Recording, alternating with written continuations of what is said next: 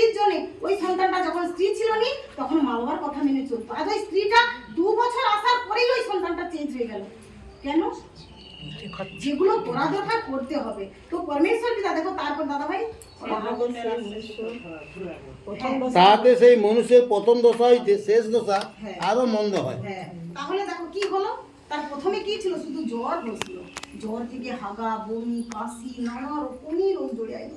আর সেই স্বাদ আত্মা এসে তার শরীরে কি করলো, সে প্রথমে থাকতে তার শেষ দশা হয়ে আসলো। কিরকম হয়ে আসলো, আজ পরমেশ্বরকে স্বীকার করলো বলে, মুখ থেকে জিহ্বা থেকে যিশুকে স্বীকার করলো বলে আজ সে সুন্দর হয়েছে।